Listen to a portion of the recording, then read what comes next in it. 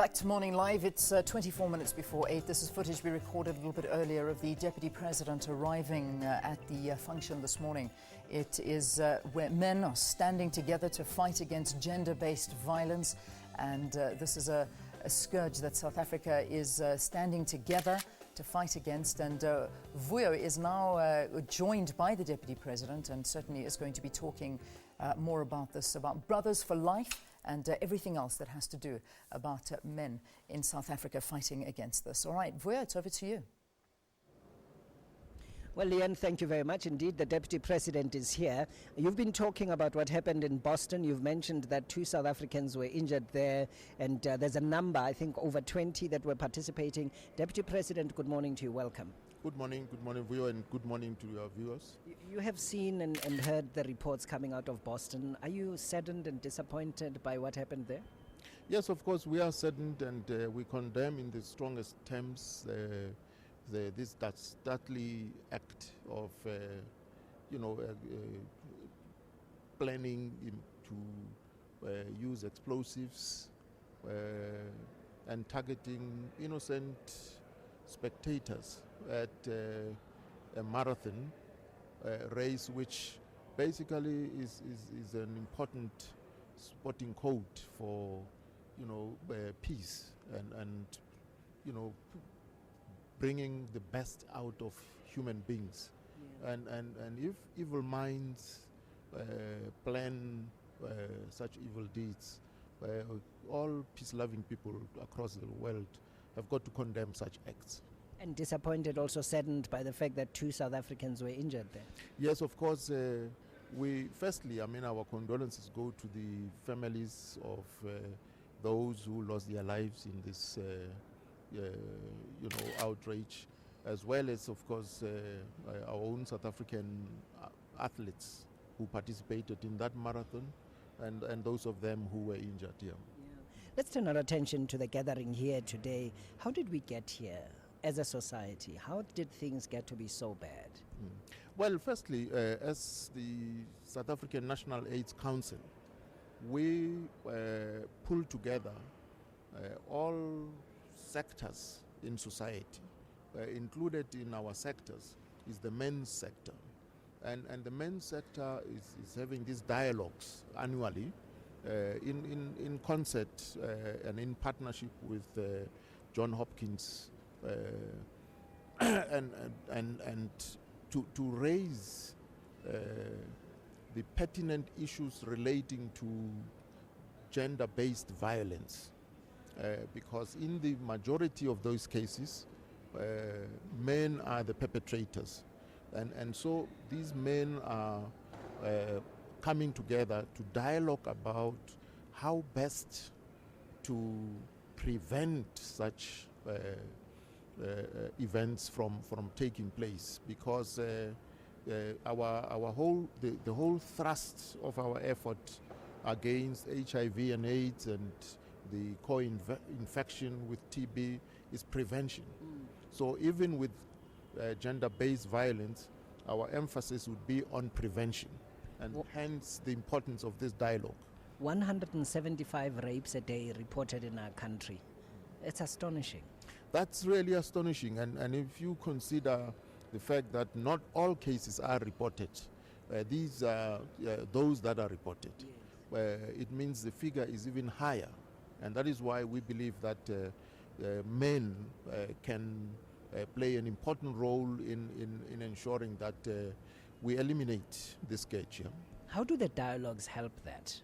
The dialogue help that in a great deal, because some of the men who have also at one point or the other displayed violence against either children or women, and who feel that they need to change, who feel the remorse that they need to change.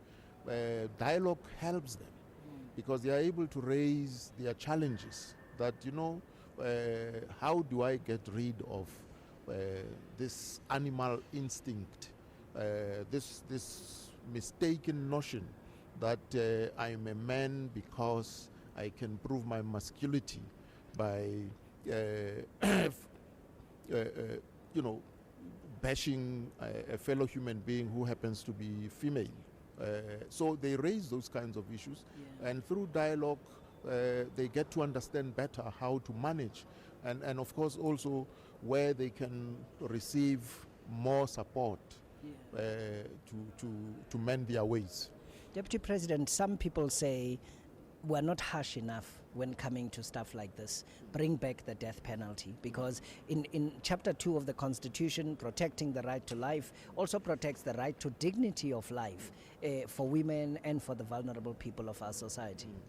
Well, if we follow the example of the German judicial system, they don't mete out heavy sentences, but what serves as a deterrent is that every person knows that if you dare commit any crime, regardless of the gravity of the crime, you will be arrested, you will be taken through the courts, and so that understanding, the knowledge that you will be arrested, there's no way of getting away with it, serves as a better deterrent than if, it takes a long time for somebody to be apprehended, it takes a long time for such a person to be brought to trial, it takes a long time for conviction, if ever there is one, and then of course you sentence the person to long term.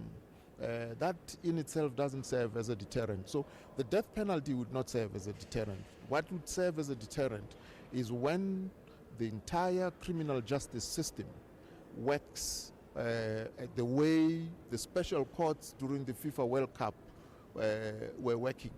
You will recall, Vuyo, that whoever committed an offense around the FIFA World Cup would be apprehended. You commit a crime today, you are apprehended today, and you are sentenced the following day. So why can't we get there then? That's what we need to do. That's what we need to do. So what's making it difficult for us to get there? We've got to get the criminal justice system. In other words, right from the investigation of offenses or crimes through the court systems, that machinery has got to be oiled. How far are we from there? Well, the judiciary as one arm of the state is looking into its own internal processes of how best to ensure that there are no bottlenecks in the system. And on the other hand, the investigators sometimes are delayed, by the fact that blood tests take long to be processed through Ministry of Health. And so all of these elements have got to be brought together and improved upon, so that efficiency must be the name of the game here. Just about today's dialogue, what do you want to highlight in there, and what do you hope the men there will take away with them from this dialogue? We hope to get clarity on, sometimes people use circumstances as justification for wrongdoing.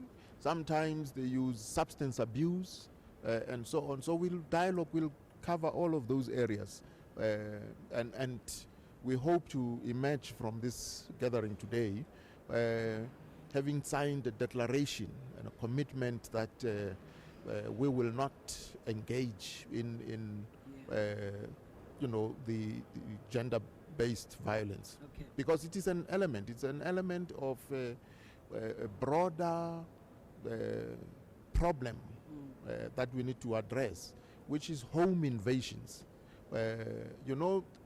Every day you hear reports of people being attacked in their homes and so on. And I think as a country, as a society, we need to tackle this problem of home invasions and violations, because all of these are related, and at least guarantee that every family would be safe in their homes. That's the bottom line. If we want to do away with all kinds of crimes, we must stop home invasions and violations. Thank you very much. The Deputy President is Kgalema Motlanthe joining us this morning, talking about what he hopes to bring out of here, but also some of the key things that need to be done in our society to address these problems relating to the rapes of the vulnerable and the rapes of women in our society. The SABC fully supportive of this initiative. Morning Live is here. I'm told also our sister radio station, Radio 2000, is also represented here